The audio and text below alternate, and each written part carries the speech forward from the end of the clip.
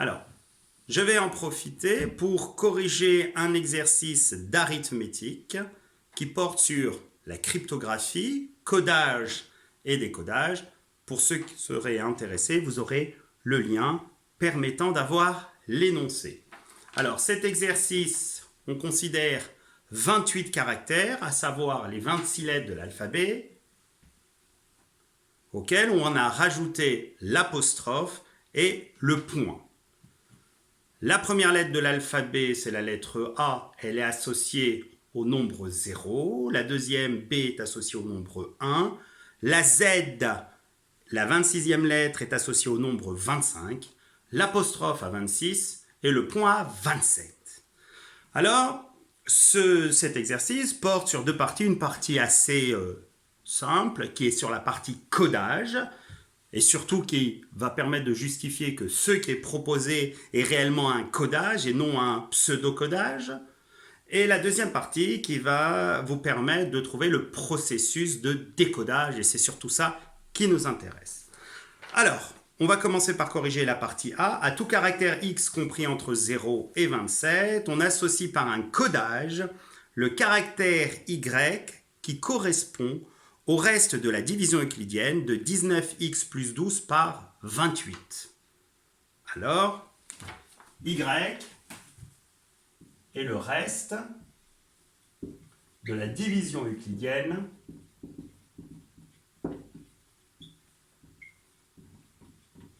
de 19x plus 12 par 28, juste pour information. Donc Y ne peut de ce fait ne prendre comme valeur que les entiers compris entre 0 et 27, 27 pouvant de toute évidence être une valeur de Y. Alors maintenant, la première des questions, bien sûr, dans l'énoncé, on dit que c'est réellement un codage, alors on va justifier que ce processus est réellement un processus associé à un codage. Alors comment faire pour démontrer qu'un processus est associé à un codage? D'accord? D'un caractère de 0,27 vers un caractère 0,27, il faut de toute évidence montrer que tout caractère est codé par un caractère qui soit compris entre 0 et 27. Alors là, c'est facile, c'est dû au fait que c'est le reste de la division euclidienne par 28. Et ce qui est très important, c'est de démontrer que deux caractères différents ne peuvent pas être codés de la même manière. Parce que si deux caractères différents sont codés de la même manière, ce codage n'en est plus un, et de ce fait, on ne pourra plus décoder un message.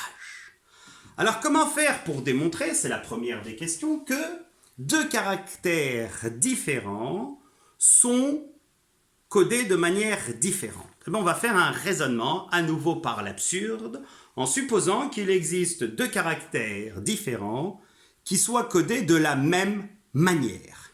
Donc ces caractères, on va les appeler x1 et x2, et de ce fait, ils auront 19x1 plus 12 et 19x2 plus 12 auront le même reste dans la division euclidienne par 28.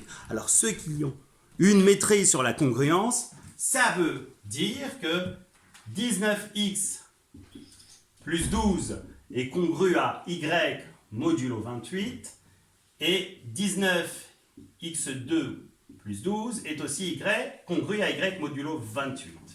Donc, ces deux expressions étant toutes deux congrues à y, même y modulo 28, il s'ensuit que 19x1 plus 12 sera congru à 19x2 plus 12 modulo 28, ce qui donnerait que 19x1 moins 19x2 serait congru à 12 moins 12, ce qui fait 0, modulo 28.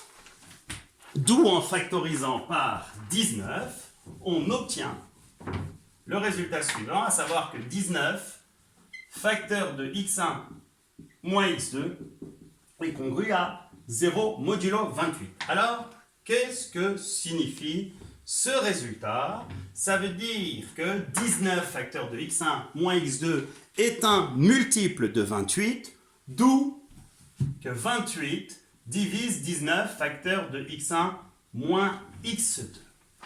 Alors vous allez me dire, et alors? Et alors, il y a un résultat qui s'appelle le théorème de Gauss et qui s'énonce de la manière suivante. Si un nombre divise le produit de deux autres nombres et que ce même nombre est premier avec l'un des deux facteurs, alors forcément il divise le deuxième facteur. Alors si on venait à le mettre en application ici, comme 28 est premier avec 19, en ce sens qu'ils n'ont pour seul diviseur positif commun 1, 28 va, d'après le théorème de Gauss, donc d'après le théorème de Gauss, j'abrège dans la rédaction, 28 va diviser x1 moins x2. Ce qui signifie que x1 moins x2 est un multiple de 28.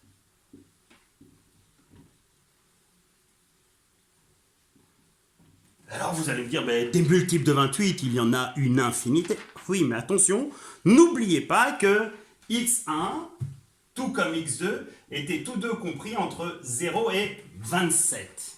Alors, x2 sera compris entre 0 et 27. Ne commettez pas l'erreur souvent rencontrée qui, à partir de là, certains déduisaient un résultat quant à un encadrement de x1 moins x2. Attention, dans les encadrements, on peut encadrer une somme, mais pas une différence. Donc, comme une différence est une somme, du fait que x2 soit compris entre 0 et 27, en multipliant par moins 1, on va de ce fait changer le sens de l'inégalité, car moins 1 est un nombre négatif. On va réordonner et on obtient moins x2 qui est précisément compris entre moins 27 et 0. Donc je reprends, x1 étant compris entre 0 et 27, moins x2 entre moins 27 et 0, d'où en les additionnant, j'ai x1 plus moins x2, en ce sens que x1 moins x2 va être compris entre 0 moins 27, ce qui fait moins 27, et 27 plus 0, ce qui fait 27. Alors maintenant, gardez en tête et comprenez pourquoi on a fait ça. Donc x1 moins x2 est un multiple de 28 qui est compris entre moins 27 et 27, et cherchez le seul multiple de 28 qui vérifie cette condition est 0. Conclusion, x1 moins x2 est égal à 0, ce qui amène à x1 égale x2. Conclusion, ce qu'on a supposé est incohérent, et de ce fait, par un raisonnement par l'absurde, on a justifié rigoureusement que ce pseudo-codage en était un.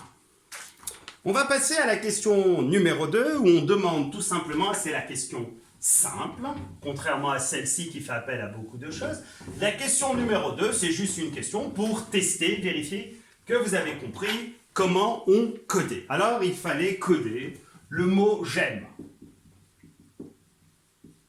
Alors, comment coder le mot « j'aime » ? Déjà, on va associer à chacune des lettres ou des caractères le nom qui lui est associé. Donc, le J, si vous reprenez, c'est 9. L'apostrophe, c'est le 26. Le A, c'est le 0. Le I, c'est le 8. Le M, c'est le 12. Et le E est le 4. Donc, que va-t-on faire par la suite ? On va coder caractère par caractère chacun de ces 6 caractères. Alors, je vais le faire pour les 2 premiers et ensuite, je vous mettrai la réponse parce que c'est assez simple. Alors, comment coder le 9 ? Donc, je reprends y et le reste de la division euclidienne de 19x plus 12 par 28. Donc, je vais faire pour 9, on va faire 19 fois 9 plus 12.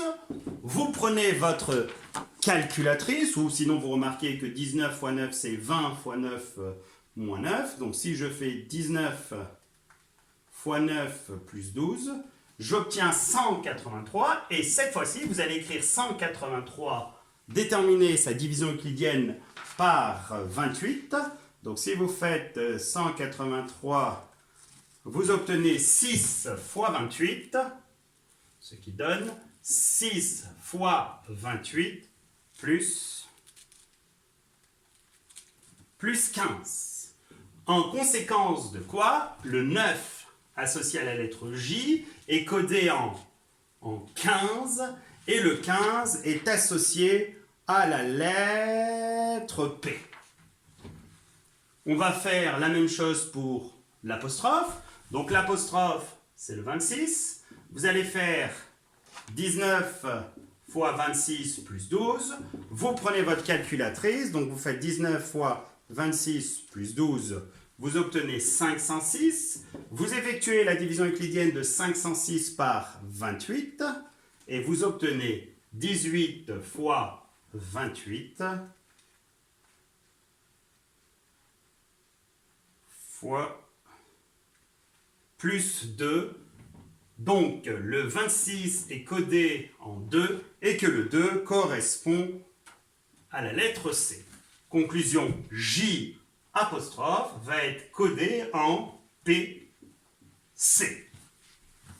Je vous laisse un petit temps pour coder les autres caractères du mot j'aime. Donc, pour ceux qui ont amené le codage au bout, ont obtenu que le mot j'aime était codé en PCMYQE. Alors ne cherchez pas le sens de ce mot, il n'y en a pas.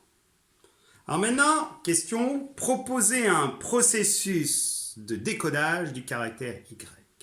Alors, tout l'intérêt de cet exercice est ce qu'on va faire tout de suite. Comment proposer un procédé de décodage? Alors regardez, on va raisonner par congruence. On sait que Y sera congru à 19x plus 12 modulo 28. Ça, c'est le procédé de codage. Processus de décodage, c'est consiste à trouver x en fonction de y. Donc de là, par équivalence, on va avoir 19x qui sera congru à y moins 12 modulo 28. Le problème, c'est qu'ici, vous avez une information sur 19x. Or, vous voulez avoir une information sur x. Alors, comment faire? Tout est dans cette question.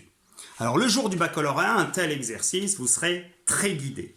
Alors, le but, c'est d'essayer de multiplier par un entier a, de sorte à ce que 19 fois a soit congru à 1 modulo 28.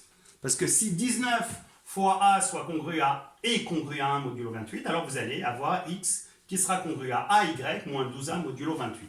Alors l'objectif, c'est trouver un entier a tel que 19a soit congru à 1 modulo 28. Alors soit vous résolvez une équation diophantienne, soit vous prenez votre calculatrice.